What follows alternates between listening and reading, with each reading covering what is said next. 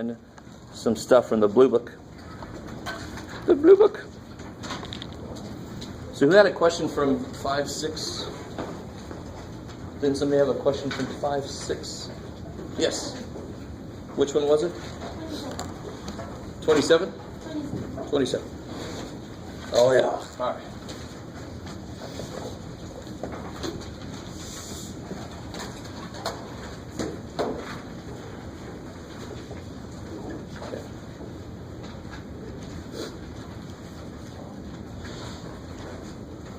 Did anybody do this one? Did anybody get this one to work? Anybody? Do you want to come up here and show? I don't know if I did it right, so. You want to come up? You want to come up? Come on up. Come on down.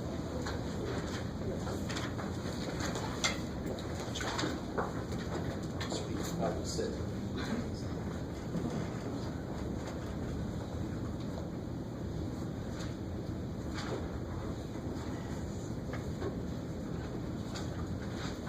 All right, so tell us what you're doing as you're doing it. You just divide it, Okay, all right. I guess. All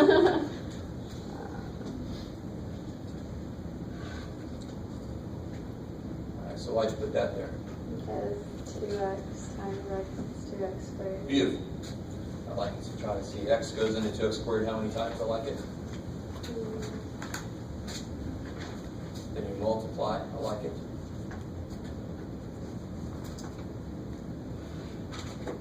Good. Then you change the signs because you got to subtract, so it changes all the signs. Bring that down. I like it. Good. So x went into x once, so you should put a +1 up there. And you multiply 1 times that, and then you change the signs. I like it. You're left over with 3, so it's plus. I like it. Sweet. I got to do that more often. Students do my work for me. So let's review what happened there. Let me tie this before I kill myself. Today is not a good day to die. All right. So x went into 2x squared 2x times. X times 2x is this. So then she multiplied 2x times that. 2x times -2 is -4x, and then she changed the signs because you got to subtract. Then those cancel. That's 1x. X goes into 1x one time. 1 times x is x. 1 times -2 is -2. Change the signs. Add. And then you know you're done because there's one less x here than there is there. So then you can write the remainder as +3 over x minus 2, just like you would if it was numbers. You would make it into a fractional part at the end. Is that cool? I mean, the steps are exactly the same as normal long division. All right. Okay, cool. Anything else from homework before I review? 30 on 5-6. Oh, you guys are trying to get me to do each one of those. Well, let me do a different problem, one that's not homework. 30 is one that's interesting because there's no remainder, which is fine. So on number 30, you should get no remainder. There's nothing specific to 30 that makes it different, though, than any other problem. You do it exactly the same way as that one. But you should end up with no remainder. So don't freak out when you get no remainder. You're fine. Just went in evenly. I didn't give you many of those. I'm trying not to do all of them. Anything else from homework? No. All right. I got to invest in some Hall's cough drops today, I think. So I want to review real quick cubes and squares, and then I'm going to, like I said, unleash you on some group work stuff. Squares, specifically difference, because what do I do if it's a sum of squares? What's special about a sum of squares? Well, all right, let's figure it out. So if I have something like, how do I factor this? X minus 4, x plus 4. That's it. All right, because x squared is x and x. Yeah. 16 is 4 and 4. And there's no middle term, right? The middle term's like 0x. There's nothing in the middle. So I need these two to be the same numbers, different signs, so that the middle term's negative 4x plus 4x cancels. Yeah. That's the whole idea. So a square can only factor if that last number is negative. Using real numbers. Anyway, we get into that later. Yes? Does it matter like which side is it negative for? Of course not. Definitely not. And whenever I put an answer down, you could have put it the other way around. Okay. Because that is just a number times a number. It doesn't matter what order. You can multiply whatever order you want to. I like it. Cool. How are we doing there? So order operations, if you have only one operation, order operation says feel free to do whatever the hell order you want to do it in. I don't care, right? So if I had 2 times 7 times 8 times 5, I would do 2 times 5 first, because that's 10. And this is 56, so I got 56. That makes it easier. If I make a 10, it makes it easier. So it doesn't matter what order you multiply numbers in. So it doesn't matter what order you put these factors in. Can you do a problem like similar to like C on the quiz?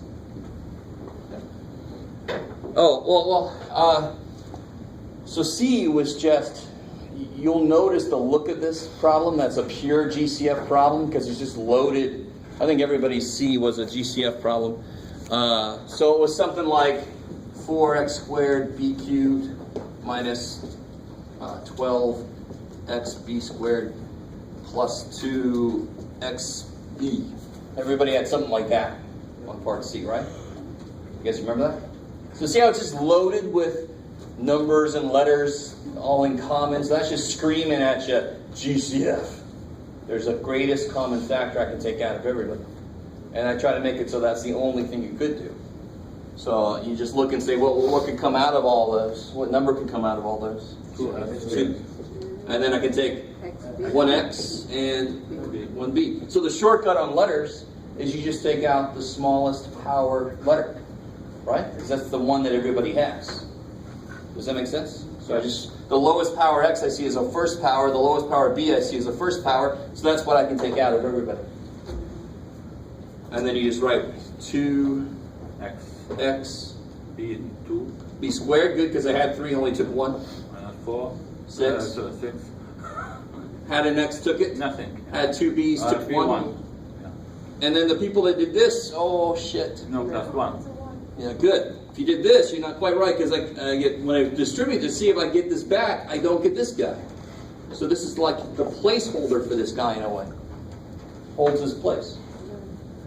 Or more appropriately, that divided by itself is 1. That's mathematical way of looking at it. Or it's a placeholder, if you want to look at it that way. Is that cool? Art, did you answer? Is that? Yeah, that's Good? Yeah.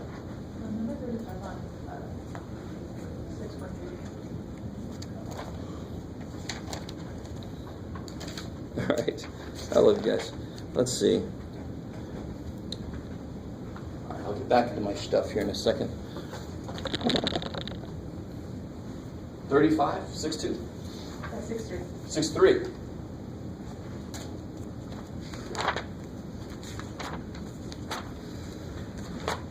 Oh.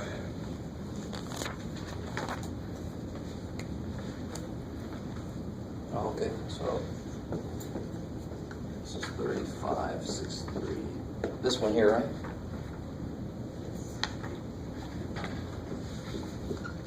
So plus 12. Minus 12.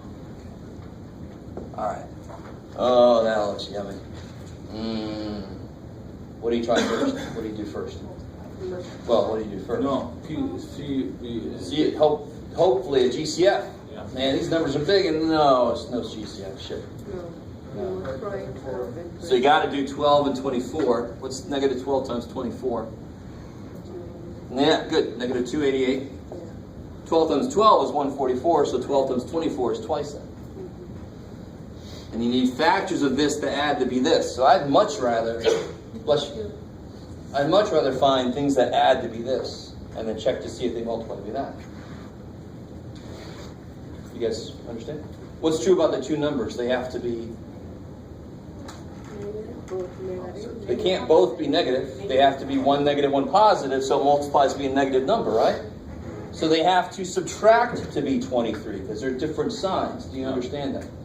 The more you understand how numbers kind of play with each other, the easier this kind of stuff is. Otherwise, you just start listing factors of 288 and pray. Right? So what adds to be 23? Like, let me just get it started off. Like 30 and 7 do, right?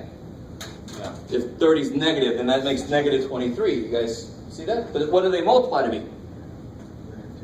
Negative 210. It's not negative 288. It's close.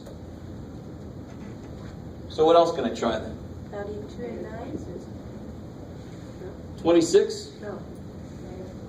How about 11? 32 and 9? Well, 26 and 3 would make it smaller, and this is too small already. So I want to go the other way. 40. Maybe negative 30, 40 by 32 and 9? No. I mean, do you guys understand what I'm trying to do? yeah. Because you just want to find two numbers that add to be a certain number and multiply to be a certain number. I'm trying to, and you can't do both at once. Your brain can't handle that. So don't think you're supposed to make one thing work and then check to see if the other thing works. So that adds to be 23, but doesn't multiply. That adds to be negative 23. 28, yeah. And sure enough, when you multiply those, 28. 288. Yeah. okay. I like it. So you have to have some way of working with these numbers to get to the two numbers that work correctly. And the more you understand numbers, the quicker the step is going to be. Gotcha. And then, of course, you split up the middle term using these two. I like it. Group it. Cool. I like it. And just to show you real quick, obviously this is 24 and 12 because that's where the hell it came from, right? But then you can start breaking this down. This is 3 times 8. This is 3 times 4. And you can start putting these back together in different ways. Look here, this is 9 and 32. Look at that. Do you see that? 3 and 3 is 9. 8 and 4 is 32. Holy shit. I mean, so there's other ways. But again, they all depend on you being able to work with numbers pretty quickly and well, right? Our number sense sometimes is not where it needs to be, just because we don't work with numbers as much as we need to get it. Sort of like if you never read, then your English sense is not going to be good. You're not going to know what sounds right or not because you just don't know. It's the same thing. Okay. All right. Anything else from homework before you get back into reviewing this stuff? Okay. 65 on 6.2.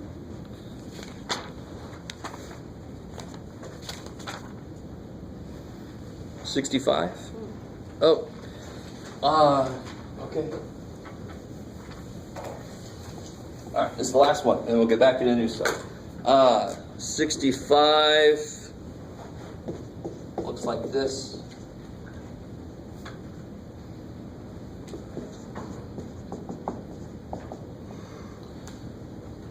So again, what always saves your ass is as long as you first look for GCF. And I like it. You also think about making the first number a 1. Right now, the first number is a what? Negative 1. That sucks. I don't want that. I want a 1. So what can you do to make both of those happen? What's the GCF? Yeah, it's x, but then I can take a negative out also to make it a 1. So if I take a negative x out, what will be left? X2. Good. The negative's gone. 1x is gone. The negative's gone. 1x is gone. Positive divided by negative is negative, and the x is gone. And now this you can focus on. That part you can go ahead and factor, right? Find the numbers that work correctly. But normally there, the first step is what kind of eludes us. What the hell do I do? You basically never want this first thing negative, because that makes everything a lot harder to think about. You always want that bad boy positive. If you can make a 1, that really kicks ass. Maybe. So we have to continue. Yes, you do. Right. You do. I don't. Haha. I already did my time. All right, let's get back into this here. So let me follow this up with this. What can I do with this? Nothing. Not a damn thing. Because the only reason this works is they can be opposite signs, so the middle terms cancel. Here, can they be opposite signs? No, they have to both be 4 or both be negative 4, in which case you get a middle term. Do I have a middle term? No, shit. So there's no way to break it up so that it multiplies back to be this. There's no way to do it. So this would be prime. Cool. Don't say no solution. There's no equation there. So it's not an appropriate response. If the instructions say factor, you can say not factorable. I'm cool with that, because that's the definition of prime. Right? I like it. Okay. So it's so squares normally not too bad. Even if I do this to you, I did this to you last time.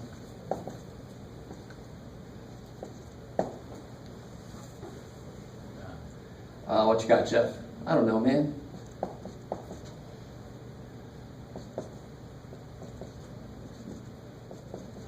Yeah, looks yummy. 7 and 5. Yeah, so first off, obviously I gave it away, but when you see this on a test, if you see this, how many terms are there? 2 terms, and that tells you what to try to do. There's no GCF there, right? There's no M's and A's. There's 49 and 144 have nothing in common. No GCF. 2 terms, so it can only be cubes or squares. And this one's obviously, which one? Square. Cubes or squares? Square. Why is it obviously squares? Because I can cut everything in half, right? And then, of course, it's beautiful. If you can cut everything in half, what do you do that? You cut everything in half. So let's see, 49, 7, 10 M's, 5 M's, 5 M's, 28 A's, so it's 14. Minus plus to make it work, right? 144, 12, X40, and then Z100, 50. So then you put the same thing there. So this times this and this times this make these, and the middle terms make something disgusting, but they cancel out. So you don't even have to worry about the middle terms, because they cancel out. Who cares? So I don't care how ugly I make it look. If you can identify it as a squares, you go, oh, thank God. And then you just cut everything in half. Minus plus, you're done. Kick ass. Maybe. All right, so let's talk about cubes. Let's talk about cubes. Cubes. Where are you pointed? Look like. Let's do the basic look of cubes. There's a semicubes. So how would I start to factor this? Let me see if I can make somebody play along with me. A. I like it. So A. B. Bed, breakfast, and beyond. I don't know. Small dude, big dude. What's that? Small dude. Oh yeah, I like it. Yeah, somebody play along. I like it. You put a little dude and a big dude, right? When you have a when you have a cubes, it's a little dude and a big dude. What goes in the little dude? An A plus a B. Why do I only put one in there? Because it's a little dude. It's only got room for one of each. So I got to put these here. So see, I get my A cubed. So I start to FOIL it out, I get my A cubed. And what I put at the end? The other 2 B's. So overall I get 3 B's. And then the middle dude is the Pulp Fiction dude. So it's got to be a minus AB. The last one's always positive. So there is, I kind of don't like doing this too often, but let me just show you this. I don't like this too much because then you're not remembering why things work. You're just remembering this little, but let me just show you, because it's out there in the world. This sign is always the same. This sign is always the opposite of that. And this sign is always positive. So what does that spell? Soap. So in case a tutor or something says, you know what soap? And you're like, yeah, man, I washed this morning. No, I mean soap for this. That's what they are talking about. Do you see how it's useful? So if this would have been A cubed minus B cubed, the only difference would have been that would have been minus, and that would have been the opposite. Plus. Good. Everything's the same. Everything's the same except that's a plus and that's a minus. Just the other way around. Same sign, bam. Opposite of that, bam. Always positive, bam. I like it.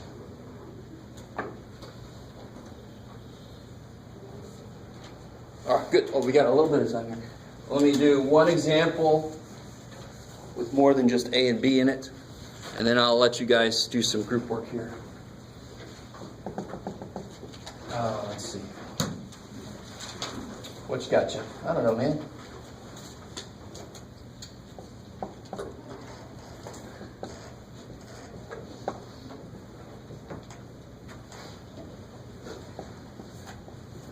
Ooh, I like it. Yummy. So why is this a cubes?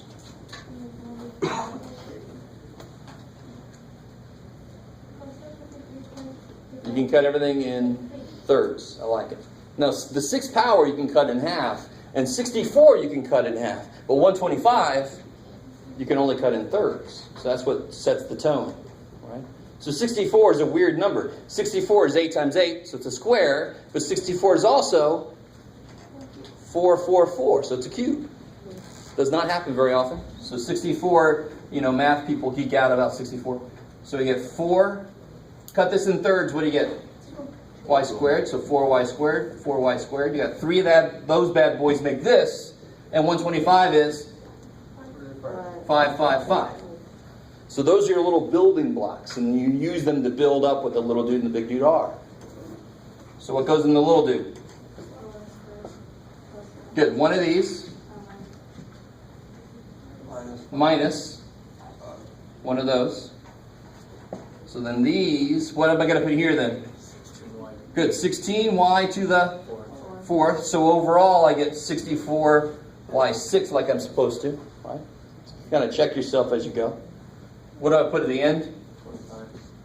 Plus 25, always positive. This sign is going to be 20y squared. plus, good. Multiply these. Oh, negative 20y. No, you're right, you're right. It's the opposite sign.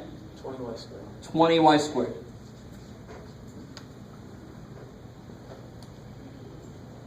How you guys doing? Yes, ma'am. Where did you get the 21 squared from? These two multiplied. Where to get the A and B from? Whatever this is times whatever that is. I like it. You don't have to reduce that anymore. No, I'm glad. The big dude, unless there's a GCF that you forgot, you can never, ever factor the big dude. Ever. You cannot factor the big dude, ever, unless there's a GCF that you forgot to take out in the first place. You guys understand what I'm saying? That big dude can never be factored, so don't waste time trying to. Little side note, if the middle term was twice what it is, you could factor it. Every single one of them you could factor. So the middle term is half of what it's supposed to be. That's why you can't factor it. Do you have to know that? No. Just remember, you cannot factor the big dude unless there's some GCF you left in. So don't waste time pulling your hair out trying to factor that thing. All right. So, in the blue book, page 117 and 118, go ahead and cluster together. Group up.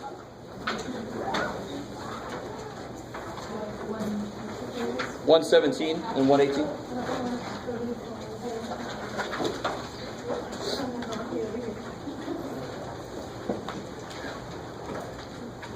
I don't know how far I'm going to make it today. Ugh.